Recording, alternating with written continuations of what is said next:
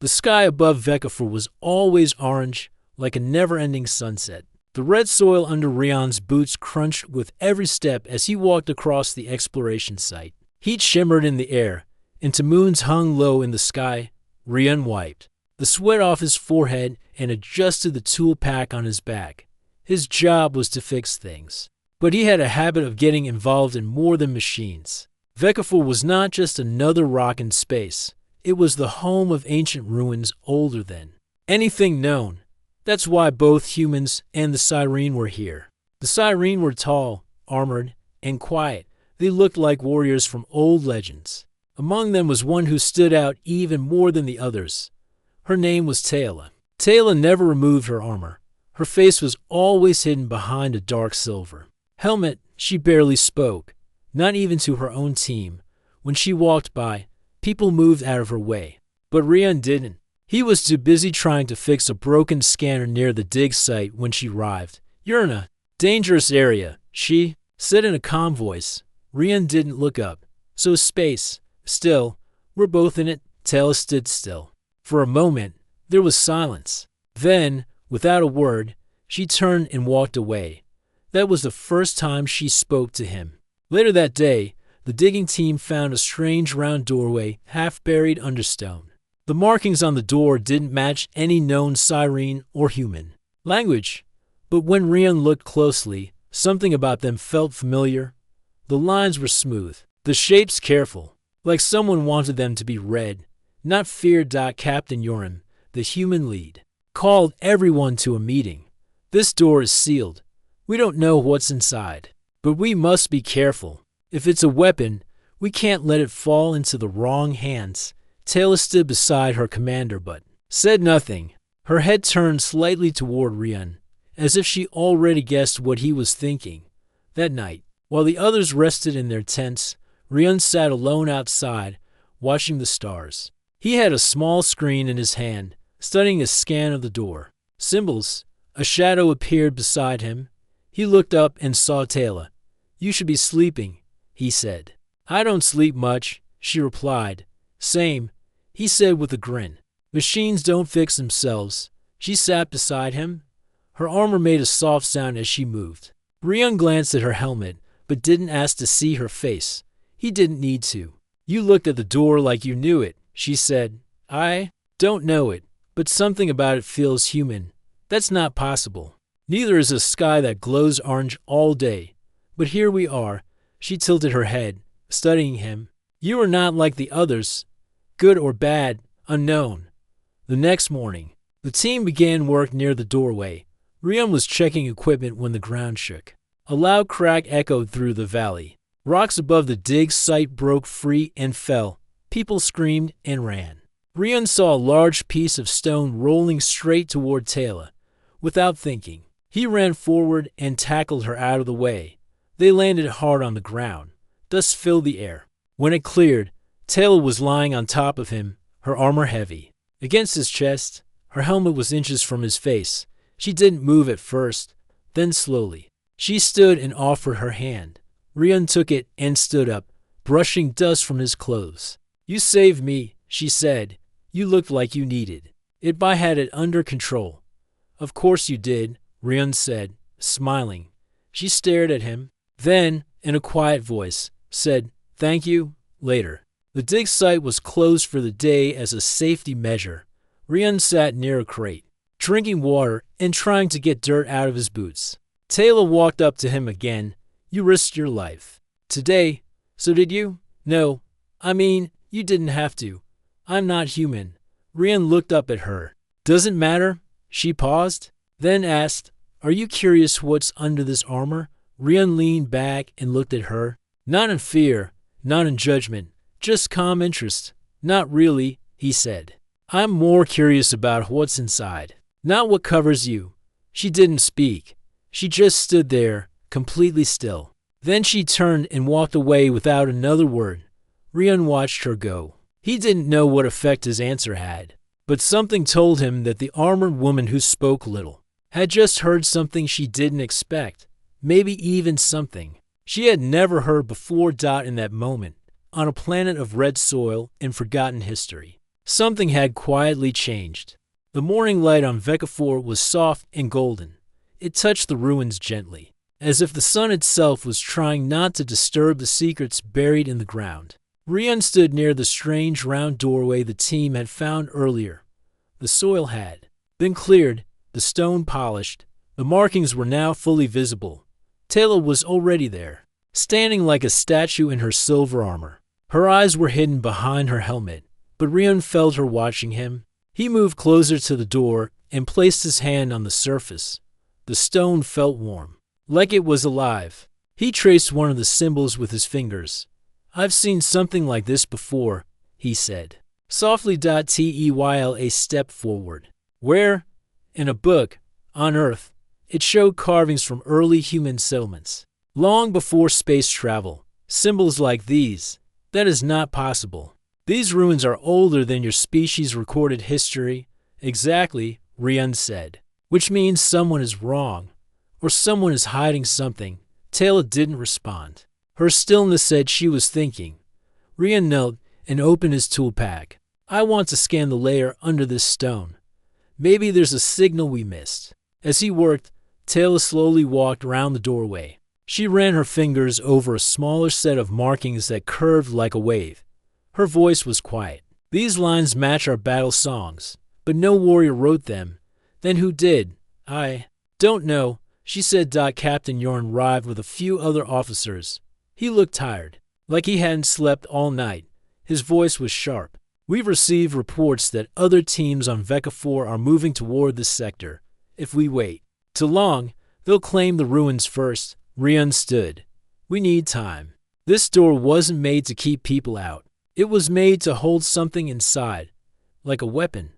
One of the officers asked, "Or a memory?" Rian said, "This door feels old and important, but not dangerous." Yorn nodded but didn't look convinced. "You have one day.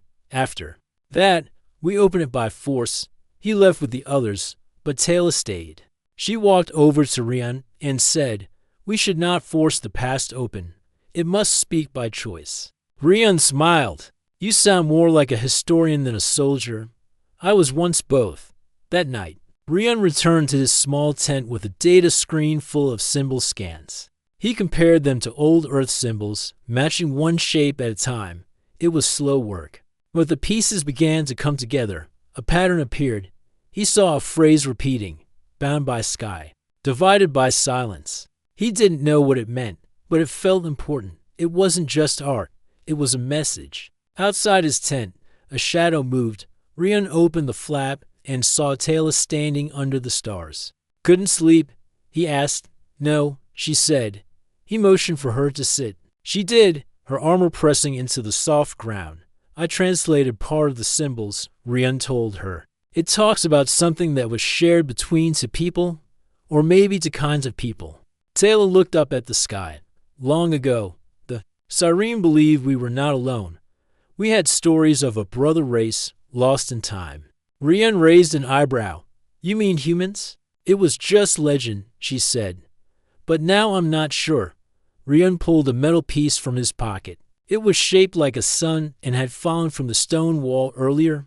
On the back, there was a small human hand symbol. Teyla reached out and touched it with her gloved fingers. "That is not a Siren mark." "Which means we've both been here before," Rian said. "Maybe not us, but our people." They sat quietly, thinking. Wind passed through the rocks, making a soft humming sound. It felt like the planet was whispering old songs. The next morning, Rian returned to the doorway. He had a new plan. Using a combination of sound waves and light, he activated the symbols in a specific sequence. One by one, the symbols lit up. The stone vibrated. A soft hum filled the air. Taylor arrived just as the center of the doorway began to turn. "What did you do?" she asked. "I didn't force it. I just listened to it." The door opened slowly. Dust poured out. Inside was a wide hallway with walls covered in carvings. Some looked human. Some looked Siren. They stepped inside together. The hallway led to a large circular chamber. In the center was a glowing crystal, floating above a pedestal. The crystal showed a moving image, a group of humans standing beside Siren warriors. peaceful. Proud, United.Teyla took a step back. This is not possible. It's history, Ryun said.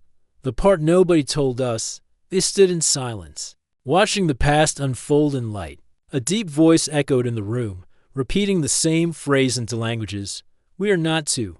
We are one that forgot. Taylor lowered her head. Her voice was soft. Our people were once brothers. Ria nodded. And someone made us forget. She looked at him, the glow from the crystals shining off her helmet. Now we must decide if we remember. Outside, the wind carried dust across the red soil. But deep inside the ruins, a human and a siren stood side by side, listening to the truth buried in stone. After the hidden chamber was opened, the entire research camp on Vekafor changed. The message in the ruins had shaken everyone. Some people believed it, others did not. But one thing was clear: the past was not what they had been taught. Rian kept his focus on the symbols. He spent hours every day inside the chamber, studying the carvings, copying every line into his tablet.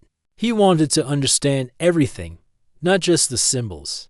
But the connection between humans and the Siren.Teyla came often too. At first, she said nothing. She just stood in silence, watching the images appear and disappear from the glowing crystal. But little by little, she began to ask questions, not about the symbols, but about humans. Why do your people build homes that can fall and win? She asked one evening. Because we rebuild. Rian said, we try again. Why? Do your people speak so much? Because silence is heavy. Talking helps carry it. Taylor tilted her head. She didn't always understand his answers, but she kept asking. One night, there was a storm. Dust filled the air and lightning danced across the sky. The camp ordered a full lockdown. All researchers and guards were told to remain in the main shelter dome until the storm passed. Brian sat alone inside the shelter, watching the storm through a small window. He liked storms. They reminded him that nature was still in control, even on strange planets. The door opened with a soft hiss. Taylor walked in, her armor still shining despite the dust. She sat beside him without a word. They watched the storm together for a long time. Then she spoke. Do you know why I wear this armor? Rian shook his head. I figured it was part of your uniform. It is more than that. On my world, armor is tradition. It hides the self, so the mission stays. Clear. Sounds lonely, Rian said. It is not meant to be lonely. It is meant to be strong. He looked at her helmet, then back at the storm. But strength can come without walls. She was quiet for a moment. Then she said something unexpected. Are you curious what's under this armor? Rian turned his head toward her. Her tone was serious, but not cold. It was like she was asking something deeper than just about her helmet. He didn't rush to answer. He thought for a moment, then spoke in a calm voice. I'm more curious what's inside you, not what covers you. She froze. Even though her face was hidden, Rian felt the change in her. Her shoulders stiffened slightly. Her hands, usually still, moved just a little. It was as if his words had touched a place that armor could not protect. You are different, she said at last. Different is good, Rian replied. She looked away, toward the storm again. The silence between them wasn't uncomfortable this time. It was peaceful. The next day, the storm cleared. The camp resumed work, but something had changed between Rian and Taylor. They didn't talk about the moment in the shelter, but it stayed between them like a quiet memory inside the ruins. Rian discovered a new section of the wall that responded to his touch. It showed two figures standing together, one human, one siren. They were not fighting.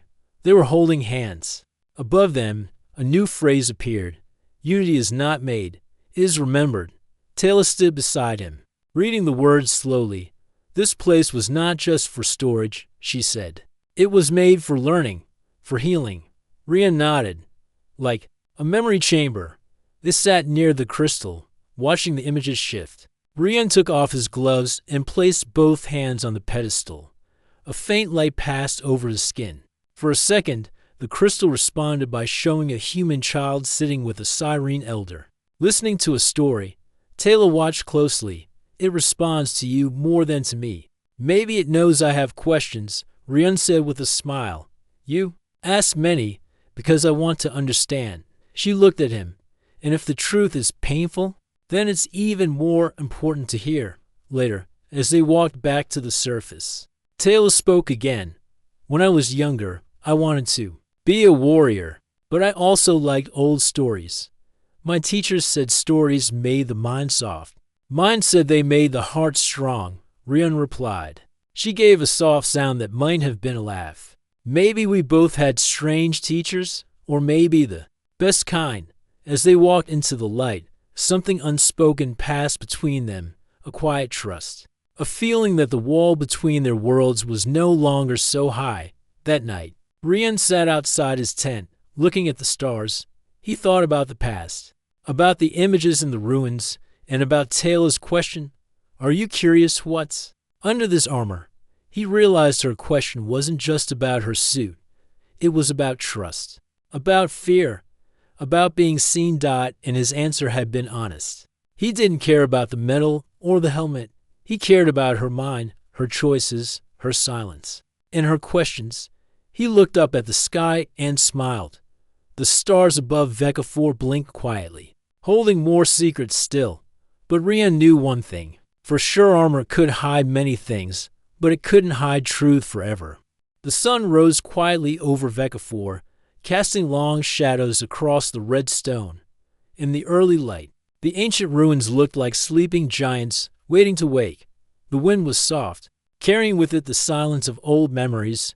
Rian stood at the entrance of the memory chamber, his tablet in hand. He was tired, but focused. The new carvings they had found yesterday were different, deeper, older. They weren't just symbols. They were maps. Taylor walked toward him, her silver armor catching. The morning late. She didn't speak until she stood beside him. "You look like someone who found trouble," she said. Rian smiled. "Maybe, or maybe I found something too big for one person to carry." He showed her the map drawn on his screen. It showed the ruins, but below them was another chamber, a vault, hidden even deeper. Taylor studied the map carefully. "How did you find this?" "I asked the crystal to show me the truth." It showed a door under the stone, far below our feet. She looked at the ruins, then back at him. "If the truth is buried, someone wanted it hidden or protected," Rian said. Together, they informed Captain Yorin. He was standing near the camp center, speaking with other researchers. When he saw the map, his expression changed. "This could be the discovery of the century," Yorin said. "Do we know how to reach it?" "There's a tunnel behind the crystal room," Rian answered. "It was sealed, but we think we can open it." "You think?" Yorin raised an eyebrow. "It's better than guessing," Rian said. "Why were I?" and nodded slowly. "Then you have permission. But take a full scan team. We don't know what's down there." The team gathered their tools and lights. Rian led the way, with Taylor walking beside him. The tunnel behind the crystal room was dark and narrow, untouched for centuries. Dust covered everything. The air was dry and still. After a short walk, they reached a stone wall with no visible door. Rian held up his scanner, pressed a few buttons, and waited. Nothing happened. Taylor stepped forward. She placed her hand on the wall. A soft hum began to rise from the stone. Then a line of light appeared, tracing the shape of a doorway. Rian stepped back. "You activated it." "It responded to my touch," she said, surprised. "Maybe because I carried part of its memory." The door slid open with a deep sound, revealing a wide chamber inside. The room was larger than any they had seen. At the center stood a tall device, shaped like a tree made of glass and stone. Floating above it was a glowing orb. The walls were covered with carvings, not just of humans and Cyrene, but of both working together, building, learning, even protecting each other. Rian walked slowly, reading every detail. Then he saw something that made him stop. There was a symbol at the base of the device. It was a double spiral, one human hand, one Cyrene hand, joined together. "I've seen this before," he said. Teyla looked at it closely. "It is the sign of unity. It has not been used in our language for over 1,000 years." Rian stepped closer to the orb. A voice filled the room, not a voice they knew, but one from the past. It spoke in both human and siren tongues. If you have come here, it means the silence has ended. It means the memory has returned. Taylor stood still, listening. The voice continued. We were one. Two kinds, one purpose. The stars broke. U.S. lies shaped our future. But memory can heal. Only if truth is chosen. The orb glowed brighter. Images filled the room. Two fleets in space. One human, one siren, fighting each other. A war, long ago. A misunderstanding turned into fear. Fear turned into hate. Then came peace talks. A last effort. Two leaders, one from each race, created this vault together. A place where the full story could survive. But after they died, the truth was buried. Rian felt his heart beat faster. They tried to stop the war. They built this together. Taylor's voice was low. And someone didn't want us to know. The message ended, and the orb dimmed. The room became quiet again. Rian turned to Taylor. We have proof now. This changes everything. Not everyone will believe it, she said. Some will still choose war. But some will choose peace, Rian replied. And that's all we need to begin. They left the chamber and returned to the surface. The others waited for them. Rian shared the recording. Some gasped, others looked away. Captain Yorn took a long breath. We need to send this to the council. Both Earth and the Siren High Table must see it, Taylor nodded. They must know. What was lost, as the sun began to set, Rian stood alone for a moment, staring at the sky. He remembered the words from the vault. Only if truth is chosen. He hoped they would choose it. He hoped that this time, memory would win. The message from the ancient vault spread fast. Within 2 days, both human and siren leaders received the recordings. People across the stars began to talk. Some were shocked, some were silent, a few were angry. But truth had been uncovered, and truth could not be buried again. Back on Vecca 4, the camp was no longer quiet. New ships arrived, some bringing more researchers, others bringing soldiers. Two factions were now watching the ruins closely, those who wanted peace, and those who feared what the truth could cause. Rian stood outside the main dome, looking up at a large siren warship that had landed near the edge of the camp. It was painted black and gold, and its weapons were active. Taylor stood beside him. Her voice was calm, but her words were heavy. That ship is from the old guard. They do not trust humans. They do not believe the past can be changed. Rian sighed. Some humans feel the same way about Siren. He looked at her armor.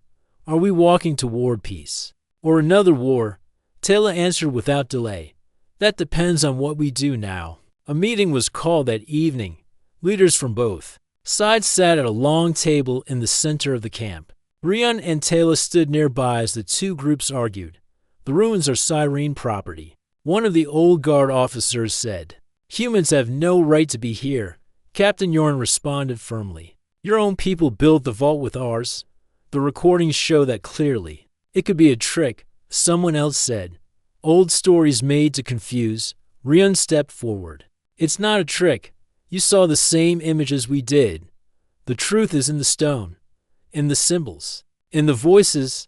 A young human diplomat stood and asked, What do you want from us? Taylor answered, Not control, not power. We want the past to be known and the future to be different. But the room remained divided. Half of the leaders still believed in the old fears. They were not ready to let go. Rian left the meeting with a heavy heart. Outside, the stars blinked quietly, as if waiting for a decision. Later that night, Rian sat near the crystal chamber. He stared at the carvings and thought about everything that had happened. The message was clear, but belief was harder to win than discovery. Teyla arrived with quiet steps. She sat beside him and looked at the glowing stone. You're thinking again, she said. Always. Rian replied, You want peace more than anything, she added. Yes, but wanting is not enough. Taylor looked at the carvings, then. Maybe it is time to stop showing the past. Maybe it is time to use the future. Rian turned to her. What do you mean? She pointed to the pedestal. The vault showed stories, but it also holds technology, memory that was not just for watching but for protecting. Rian blinked. You're saying there's a tool hidden here? She nodded. A weapon of thought, not to harm, but to connect. They worked all night, searching the vault's systems. Behind one of the hidden panels, Rian found a small device no larger than his hand. It was shaped like a star, with one side glowing soft blue dot. Teyla placed her hand on it. The device lit up. A voice echoed inside their minds. Thought can shape reality. When shared, it becomes truth. Rian stared at the device. This connects minds. Yes, Teyla said. A bridge of thought, made by both our people long ago, but never used. Rian held the device tightly. We can use this at the next meeting. Not just to talk, to feel what we feel, to understand without fear. The next day, the second meeting began. Tension filled the room. Some officers were already reaching for weapons, before any words were spoken. Rian stepped into the center. I know many of you do not trust what you saw, he said. But I ask you not to listen with ears. I ask you to feel with your mind. Teyla walked beside him and placed the Thought Bridge device on the table. This is from the vault, she said. It does not speak for humans or Cyrene. It speaks for both. She looked at the crowd. If you doubt, touch it. Let it show you what we felt. There was silence. Then one of the older Cyrenes stepped forward. Slowly, he touched the device. His eyes closed. After a few seconds, he stepped back. His face changed. His voice was different now. I saw them. The leaders. I felt their hope, their fear, their choice to protect peace even in death. One by one, others stepped forward. Human and Cyrene, all touching the device, all seeing the same memory, all feeling the same truth. The room changed. The anger faded, and in its place, there was understanding. After the meeting, Rian and Teyla stood outside the dome, watching. The stars. It worked, Rian said. Because you believed it could, she replied. You too. She looked at the sky. The Thought Bridge was the last gift of the past, but it can be the first tool of the future. Rian smiled. A weapon that doesn't destroy. A weapon that teaches. Teyla nodded. The best kind. That night, peace began to grow not from fear, but from shared memory. The truth had been hidden for centuries, but now it lived again, and the galaxy, once divided, started to listen. The peace talks had lasted for days, but at last, both sides agreed to a temporary truce. Vekafor's red soil had seen the end of war and the start of something new. The ruins that once held secrets were now places of hope. Rian felt the weight of history on his shoulders. The truth uncovered in the vault had changed everything. But the most important change was the slow growth of trust between humans and Cyrene. Among all the people in the camp, one moment stood out to him more than others. Teyla had asked for a meeting in the quiet of the evening.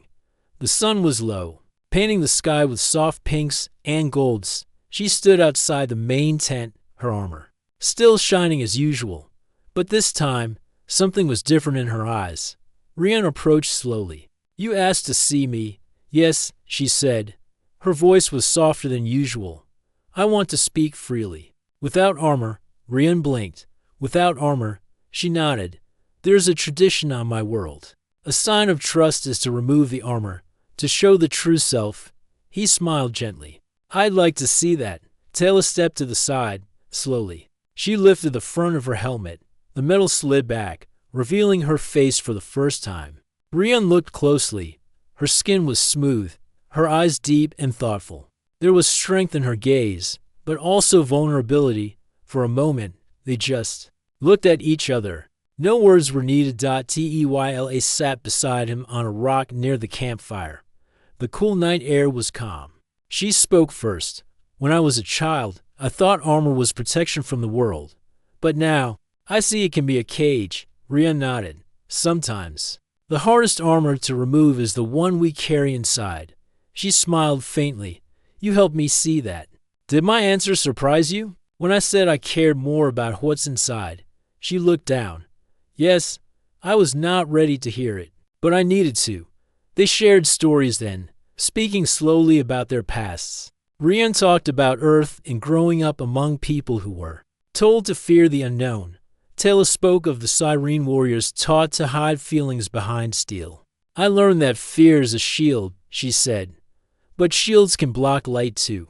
Rian thought about the storm they had faced weeks before, and how she had sat beside him in silence. Sometimes, he said, the best strength is to show you are not afraid. The next day, the camp was peaceful. Humans and Cyrene moved together, working side by side. Rian and Taylor led a small team to map the ruins further. Without her helmet, Taylor seemed different, more open, more present. They discovered more carvings, stories of friendship and struggle. Each symbol told of two peoples who had one shared knowledge and dreams. As they worked, Taylor said, I never thought I would walk without armor. Rian smiled. And yet, you walk stronger now. She paused. Because I am not alone. Their hands brushed briefly, a small but meaningful touch. That evening, a message arrived from the Cyrene High Table. It was an invitation for a new alliance meeting. Both species wanted to move forward together. Rian read the message aloud. They want peace talks, not war. Taylor's eyes shone with hope. This is the beginning. He looked at her, truly seeing her for the first time. You were curious about what's under the armor, Rian said gently. She smiled. Now you know. It was someone waiting to be seen, under the stars, with no armor between them, two friends stood ready to face the future. And in that moment, Vekafur was no longer just a planet of ruins. It was a place where trust was built, where old fears were left behind, and where new stories would begin. The morning light on Vekafur was soft and full of promise. The red soil beneath the camp felt warmer, as if the planet itself welcomed the change that had begun. The ruins, once silent and closed, now echoed with voices of cooperation and hope. Rian stood near the edge of the camp, looking toward the distant horizon. Ships from both Earth and the Cyrene homeworld were arriving, their flags flying side by side.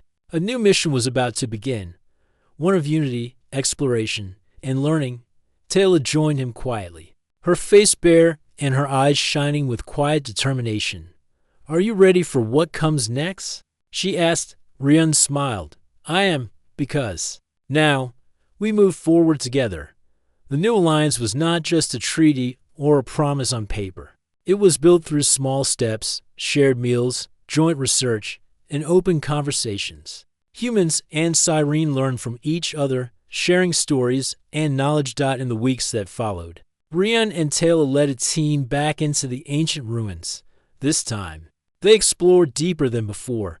They found rooms filled with tools and books, evidence of the great cooperation their ancestors once shared. One evening, as the team rested, Taylor spoke softly to Rian. These ruins are more than history. They are a guide for the future. Rian nodded. A future where fear no longer divides us. Not everyone accepted the new alliance easily. Some on both sides resisted change. Old leaders whispered warnings, but the younger generation, inspired by the discoveries and the growing trust, chose hope. At a large gathering in the heart of the camp, Rian addressed both humans and Cyrene. We have seen what fear and silence can do, he said, but we have also seen what truth and understanding can build. Taylor stood beside him, her voice steady. We carry the strength of many before us, not to fight, but to unite. The crowd listened, many nodding. Some faces were still doubtful, but the energy in the room had shifted. A new chapter was opening. As months passed, the alliance grew stronger. Rian and Taylor became symbols of hope. Their friendship showed that even the greatest walls could fall when people chose trust over fear. One day, while walking near the ruins, Taylor stopped and looked at Rian. Do you remember when you first answered my question? She asked. Rian laughed softly. Yes, I said I cared more about what's inside. She smiled. That answer changed me. He looked at her warmly. And you changed me too. They stood in silence, watching the stars begin to appear. The galaxy beyond Vekafur was vast and still filled with challenges, but humans and Cyrene had taken the first step toward peace. The ruins were no longer a secret to guard or a prize to fight over. They were a place of learning, a symbol of what was possible. Together, Rian and Taylor prepared for their next journey. They would explore new worlds, face new dangers, but always with a shared purpose. As Taylor adjusted her armor, now worn only in battle, not as a barrier, she turned to Rian. Under the armor, I am still learning to trust, and I am still learning to understand, he said. Their hands met, a quiet promise. In a universe once torn by war and silence, the friends had found a way to build bridges. With honesty, courage, and hope. And the story of humanity and the Siren was no longer one of fear, but of unity.